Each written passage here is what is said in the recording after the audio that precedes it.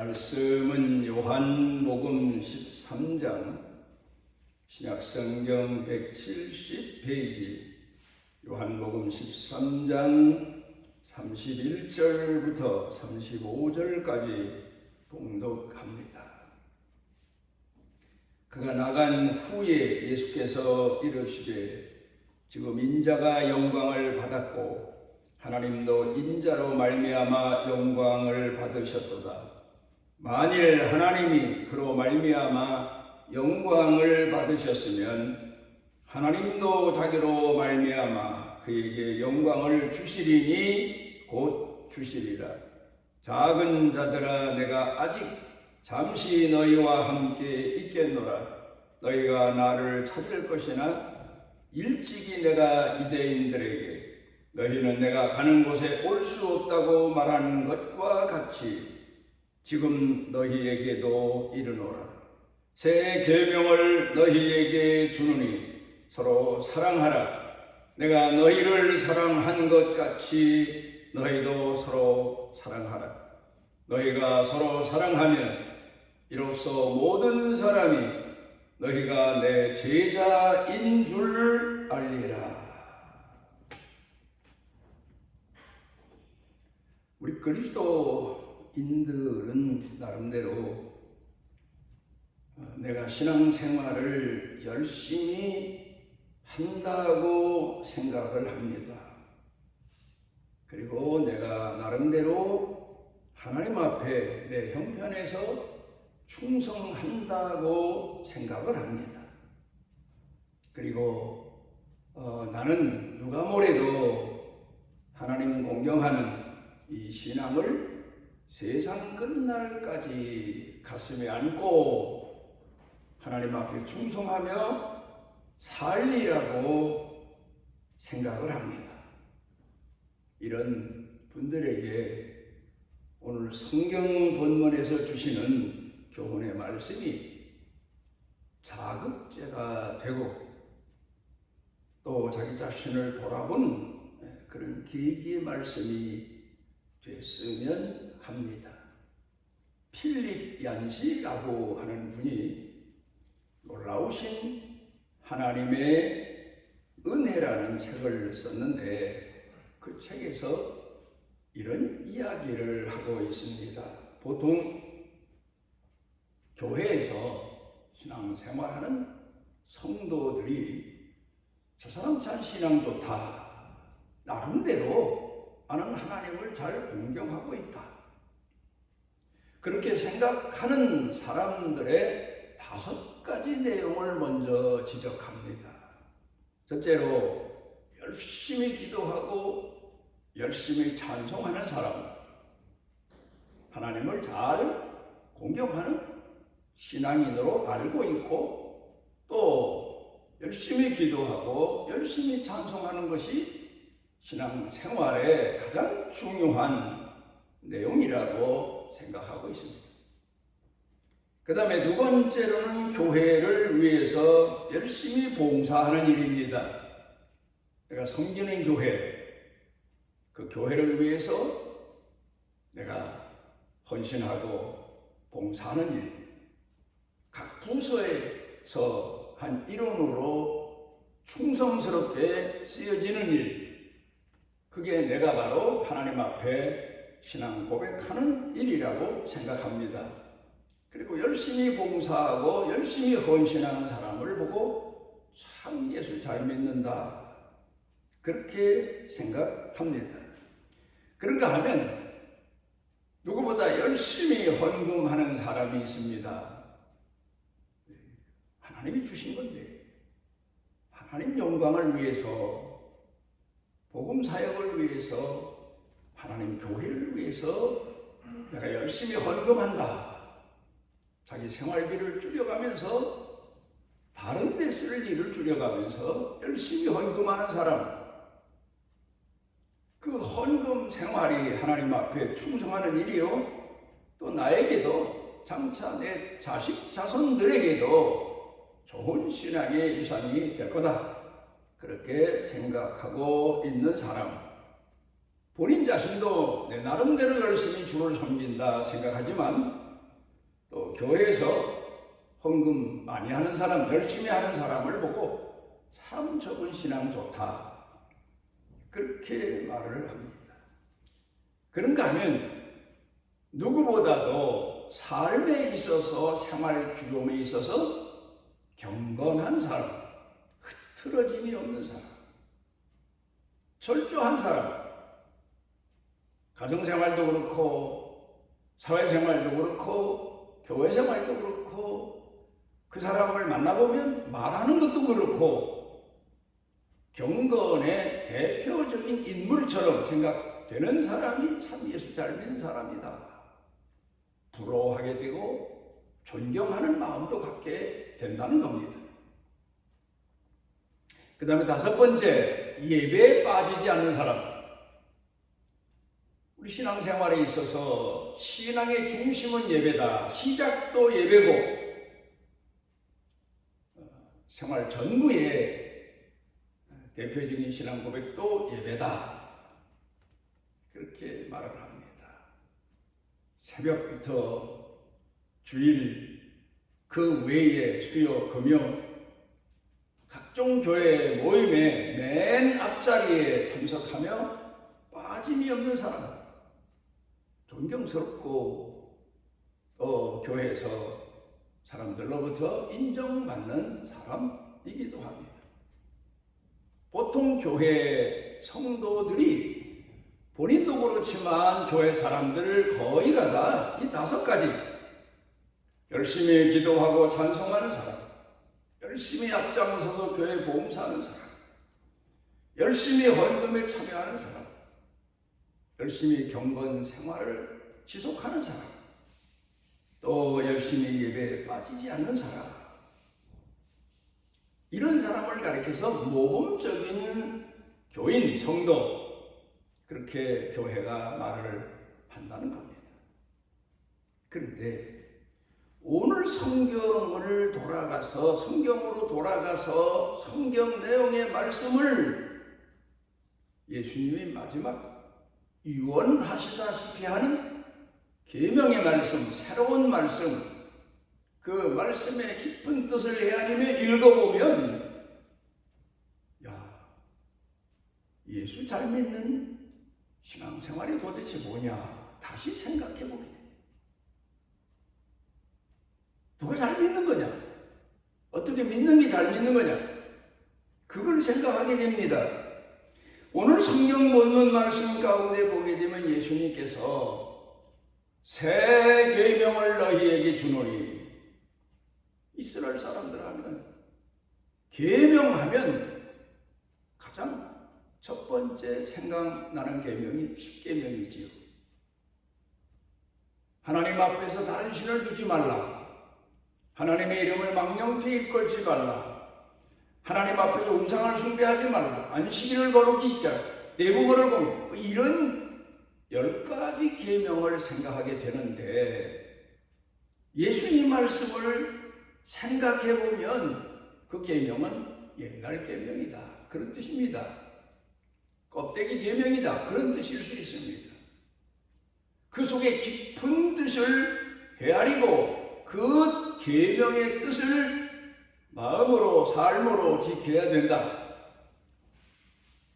그런 뜻에서 새 계명을 너희에게 주노니, 서로 사랑하라.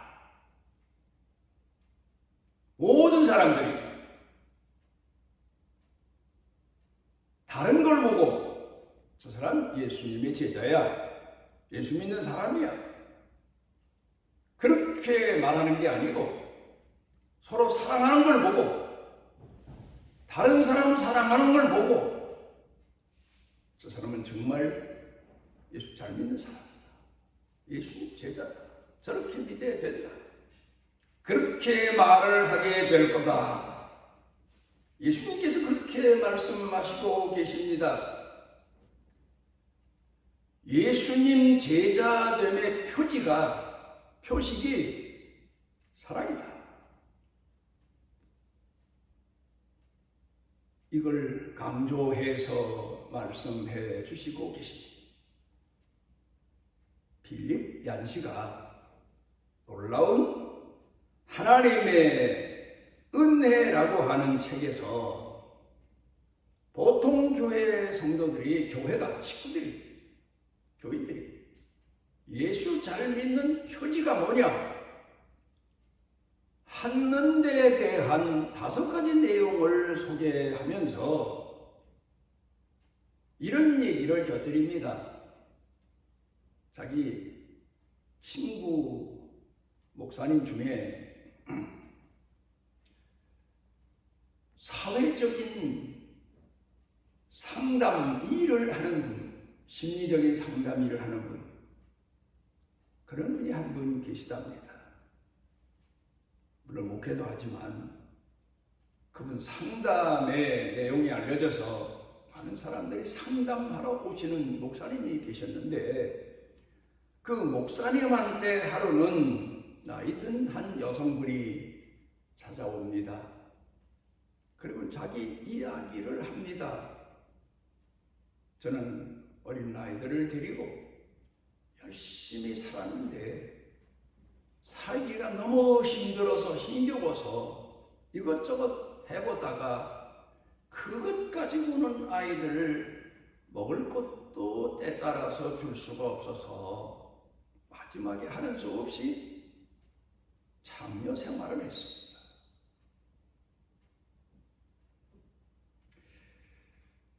그런데 문제는 나만 그렇게 산 게 아니고 정말 가슴 아픈 것은 내 딸도 그 뒤를 잇고 있습니다. 그 딸아이가 엄마 닮지 않기 위해서 얼마나 매사에 노력했는지 모릅니다. 그런데 어디다 이력서를 내도 사람들이 쟤는, 저 사람은, 저 여인은 소문난 창녀의 딸이야. 그 내용이 이미 사람들에게 알려져서 써주는 데가 없다는 겁니다. 그래서 그 딸도 백방으로 노력하다가 안 돼서 할 수 없이 장녀 생활을 하고 있다. 상담을 하는 목사님 가슴이 찢어질 것처럼 아프죠.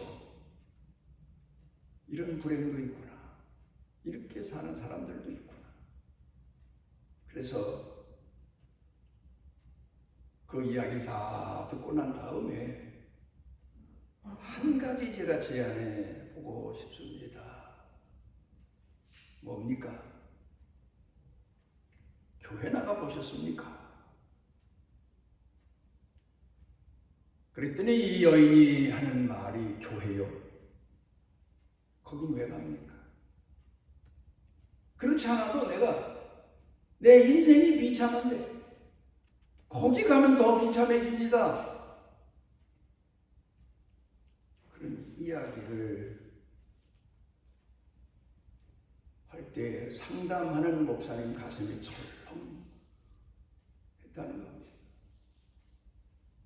현대교회가 도대체 어떻게 예수를 믿고 있기 때문에 사회에서 소외당하고 낙심하고 삶의 의욕조차 잃은 사람들이 교회를 회피하게 됐을까?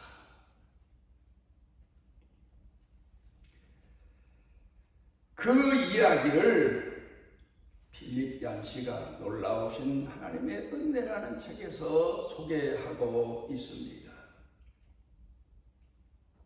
현대교회가 예수 잘못 믿고 있다. 현대 교인들이 신앙생활 잘못하고 있다. 특별히 한국 교회가 잘못돼도 한참 잘못됐다. 그런 지적을 하고 있다는 말씀입니다. 여러분은 어떻게 생각하십니까? 만약 오늘 우리 교회, 우리 주변에서 소문난 창녀가 나오면 어떻게 하시겠습니까? 그분이 며칠이나 교회에 나올 수 있을까? 신앙생활을 얼마 동안이나 교회 오르내림에 할 수 있을까? 아마 한 번 나오고는 그 다음에는 다시는 교회 생각도 안 하게 되지 않을까?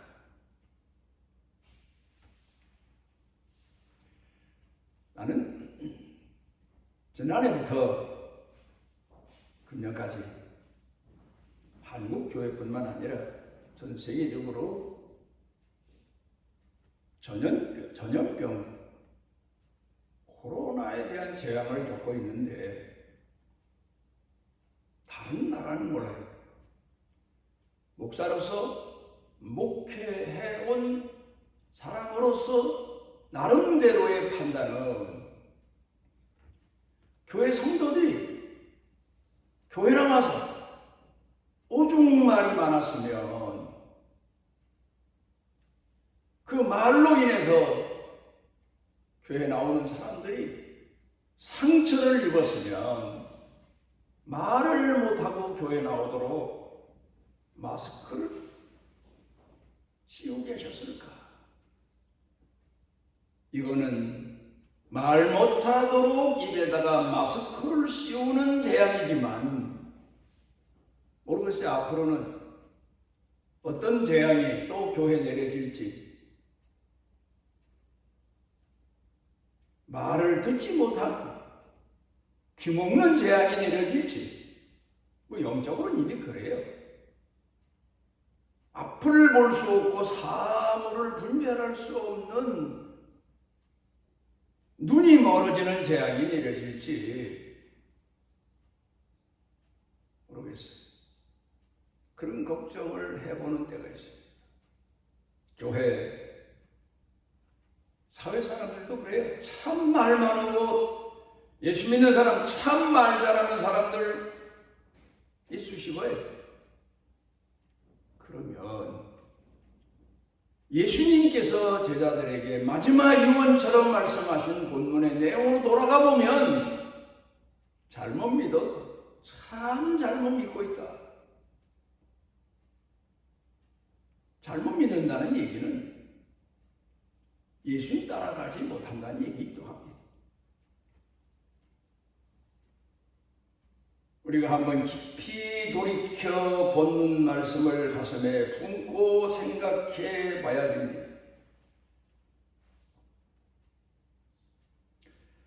예수님께서는 이 땅에 오셔서 복음을 전하실 때 창기를, 세리를 감싸주시고 품어주시고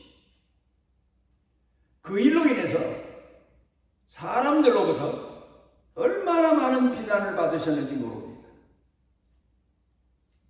바리새인들과 당대인의 종교인들은 예수님 교회를 마치 죄인의 소굴로 밑바닥 인생들이 모인 곳으로, 그건 맞아요.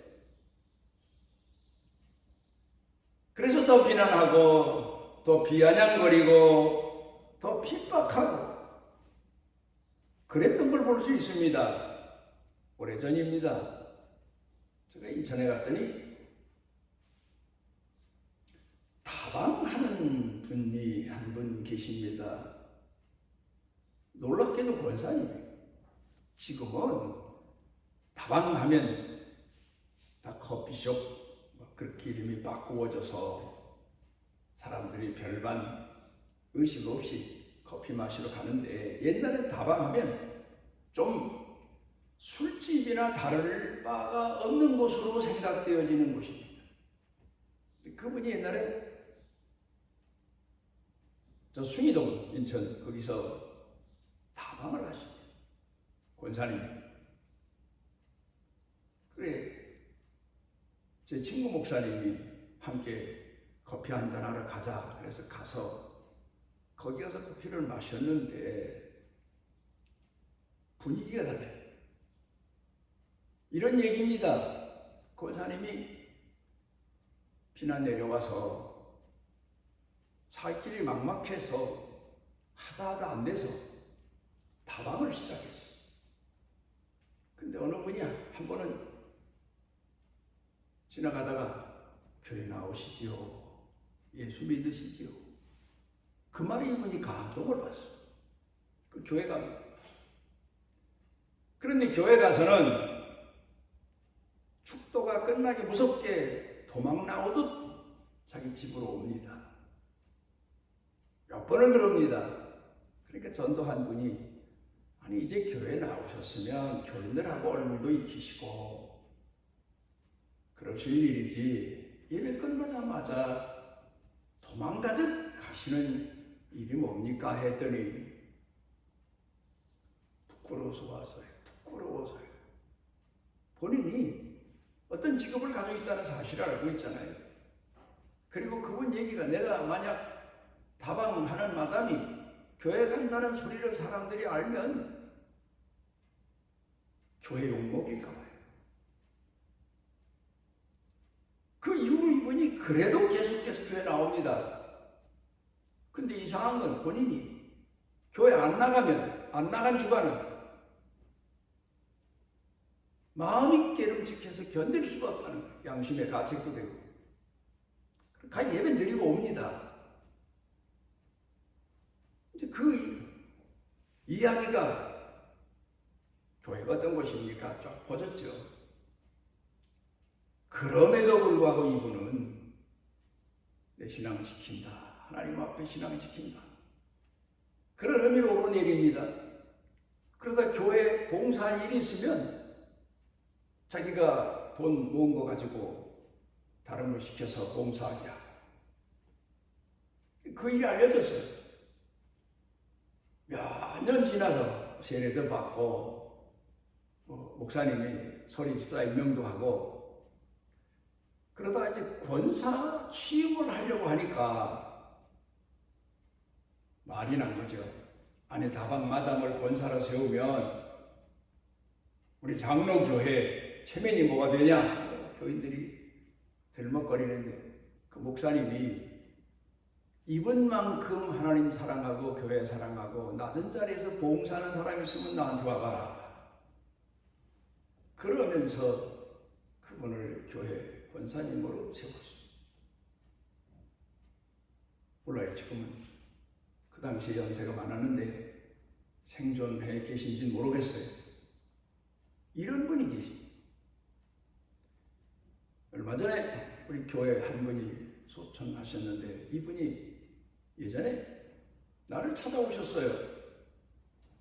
그리고 한숨을 몇 번 쉬더니 목사님 아무래도 교회 못 나올 것 같습니다. 그러면서 하는 얘기가 본인이 어서 이야기하다가 얘기를 했는지 아니면 다른 사람들이 어떻게 자기 자신에 대해서 알았는지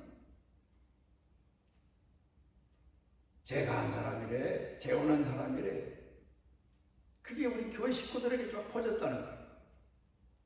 그러면서 뭐 전실 자식이니 뭐 들어와서 낳은 자식이니 뭐 이런 얘기까지 교회 누가 될까봐 자기 어쩔 수 없이 그렇게 살았지만 그래서 제가 권사님 사람들이 그런 말을 한다 하더라도 성경으로 돌아가 봅시다. 예수님이 목회하시는 동안에 제일 신뢰하고 제일 사랑하신 사람이 바로 창녀였고 7 귀신 들렸었던 막달라 마리아라고 하지 않습니까? 예수님은 그 당시에 세리 세금 받는 사람들 마태, 삭개오 많은 사람들을 가슴에 품으시고 이끌어주시고 그러면서 얼마나 많은 사회적 비난을 받으셨는데 그래도 흔들림 없이 끝까지 그들을 사랑하셨습니다. 그러면 예수님은 그렇다 손 치더라도 그 사람들 본인들은 어떻게 예수님을 따라 섬겼을까요? 그 당시도 교회예요. 별별 사람 다 모여요. 유대인들 중에는 경건한 계명을 지키는 그런 사람들이 하나님 잘 공경하는 줄로 필립 얀시가 말한 것처럼 알고 있었어요. 예수님 당시라고 말이 없었겠어요. 그런데 그들은 그런 비난을 감수하고 교회를 잘 섬겼습니다. 해서 이분이 흔들림 없이 끝까지 교회 신앙생활 하시다가 얼마 전에 소천하셨다는 소리를 들었습니다. 교회 역사에 나오는 얘기입니다. 예수님께서 죽으셨다가 부활하시고 승천하셨습니다. 그 이후로 교회 성도들이 성령을 받고 나가 복음을 전합니다. 그런데 당대에 사람들이 많이 몰리는 두 교회가 있었답니다. 하나는 베드로 교회. 그렇죠. 예수님께서 제일 수제자로 삼으시고 훈련시키신 베드로니까 베드로에게 가면 예수님 말씀을 전해드릴 수 있다. 또 베드로의 열정과 설교를 들어보면 성령이 충만해서 사람들의 가슴을 심금을 울리는 그런 설교도 수없이 쏟아냈습니다. 그런데 또 한 사람, 막달라 마리아를 중심으로 모이는 교회입니다. 사람들이 엄청나게 옵니다. 그런데 베드로 교회보다 막달라 마리아 중심으로 모이는 교회가 더 컸대요. 그 일로 인해서 이런저런 이야기가 오가게 됐고 교인들 간에도 이런저런 이야기가 오가니까 막달라 마리아가 다시 생각해 봅니다. 내가 예수님을 가까이서 섬기긴 했지만 베드로처럼 특별 훈련받은 건 아니고 또 예수님의 수제자 베드로가 목회하니까 나를 중심으로 모이는 교인들을 베드로 교회로 보내야 되겠다. 그래서 두 교회를 합쳤대요. 그래서 한 교회가 남게 된 교회가 성베드로 교회다. 그런 이야기들을 하고 있습니다. 나는 지금도 목사로서 살고 있지만 나보다 정말 하나님이 사랑하시는 사람, 정말 하나님이 귀히 보시는 사람이 누군가? 성도들이 그렇게 교회를 사랑하고 그렇게 성도들을 사랑하고 찾아가고 위로하고 감싸주고 그런 분들을 볼 때마다 제가 회개 많이 합니다. 참 저분들이야말로 예수님의 제자다. 오늘 성경 본문으로 돌아가 보면 저분들이야말로 새 계명대로 사는 사람들이다. 그런 생각을 할 때도 있습니다. 그런데 오늘 우리도 우리 자신을 한번 돌이켜 봐야 됩니다. 막달라 마리아만 타락하고 마태 삭개오만 탐욕스럽게 살았던 사람입니까? 우리 자신을 돌아보면 우리 형편도 우리의 과거도 다를 바가 없습니다. 그런데도 착각을 합니다. 나는 경건하게 살고 나는 깨끗하게 살고 착각이죠. 오늘 성경 본문 말씀으로 돌아가서 보면 예수님께서 제자 되는 원리를 말씀해 주시고 계십니다. 마태복음 11장 29절의 말씀으로 다시 돌아가 봅니다. 수고하고 무거운 짐진 자들아 다 내게로 오라. 내 멍에를 메고 내게 배워라. 멍에가 뭐냐?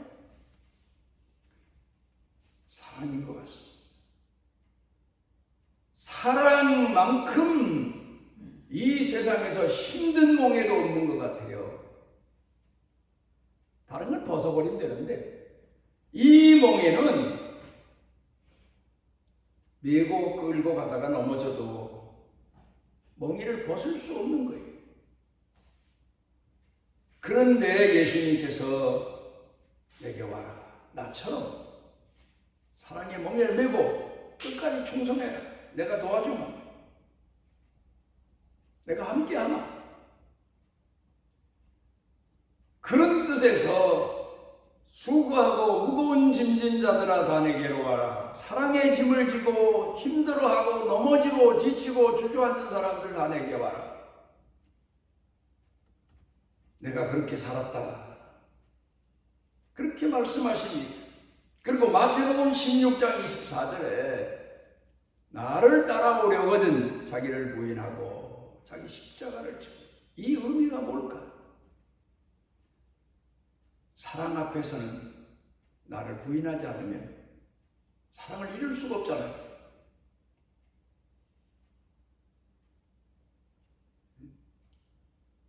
나를 부인하는 것, 사랑 앞에서 나를 부인하고 그 십자가, 그 무거운 멍에 같은 십자가를 지고 나를 따르라. 그래야 내 제자다. 왜? 새 계명, 사랑의 계명을 따라서 나를 따르는 사람이기 때문에. 토마스 모어가 순결하게 됩니다. 죽임을 당하게 된 거죠. 사형 집행관이 이제 토마스 모어에게 사형 집행을 하기 전에 마지막 할 말이 있습니까? 다 그렇잖아요. 사형 집행 전에 어떤 사람이든. 그랬더니 이 토마스 모어라고 하는 분이 이런 얘기를 하더랍니다. 성경에 보면 자기를 죽인 스데반을 하늘나라 가서 만난 사람이 있습니다. 스데반을 죽인 사람이 하늘나라 가서, 스데반을 죽인 사람이 하늘나라 가서 스데반을 기쁘게 맞이하고 스데반도 그 사람을 기쁘게 영접한 그런 내용이 성경에 있습니다. 그게 누군가 하면 스데반 집사하고 사도 바울입니다. 그런 것처럼 당신이 나를 죽일지라도 앞으로 예수 잘 믿고 하늘나라 오십시오. 내가 기다리겠습니다. 이 사형 집행관이 감동을 받아서 할 수 없이 자기 직책상 토마스 모어에게 사형은 집행했지만 나중에 회개하고 예수 잘 믿고, 그리고 토마스 모어가 간 천국을 늘 사모하며 살았다는 이야기가 있습니다. 새 계명, 가슴 속에 있는 계명. 교회가 오늘 다시 깨달아야 될 계명, 그 사랑입니다. 아담과 하와는 죄를 문책받을 때 핑계대지 않습니까? 아담은 하와, 하와는 뱀. 또 하나님이 지으셔서 내게 주신 저 여자가 하나님까지 책임을 돌리고, 그런데 예수님은 죄인의 모든 죄를 다 가슴에 안으시고 보증자가 되시고 죄값까지 물어주시고, 그러면 사랑을 쏟아부어 주셨어요. 한국교회 성도들이 이런 식으로 믿어야 됩니다. 앞으로 이렇게 믿어야 됩니다. 제발 교회에서 남의 사생활, 남의 사는 얘기, 험담, 그런 얘기 말아야 됩니다. 교회를 휘집어 놓는 겁니다. 교회 나온 사람을 전부 내쫓는 겁니다. 보수 경건. 왜 그 얘기가 교회에서 자꾸 떠들어댑니까? 사랑입니다. 사랑 속에 보수가 있는 거고, 새 계명인 예수님의 사랑을 지키는데 경건이 있는 거예요. 기도하십니다. 오늘 우리를 주의 전으로 이끌어 주시고 이 시대를 사는 한국교회 성도들, 우리 천산중앙교회 성도들에게 예수님의 탄식의 소리를 전할 수 있도록 은혜 주셔서 감사를 드립니다. 우리 교회 성도들이 바뀌어지게 해주옵소서. 장로가 바뀌어지고 권사가 바뀌어지고 집사가 바뀌어지고 오래도록 예수 잘 믿었다는 사람들이 바뀌어지고 예수님의 새 계명을 다시 가슴에 품고 신앙생활을 처음부터 시작할 수 있게 해주옵소서. 예수님 이름으로 기도드리옵나이다. 이 아래 보호를 받으러 온 내게 온전한 상 주시기를 원하노라. 우리를 깨워주시고 잘못된 길로 고집부리며 가는 우리의 길을 돌이키게 하시는 우리 선한 목자이신 예수 그리스도의 무한하신 은혜와 우리를 품에 품으시고 포기치 아니하시고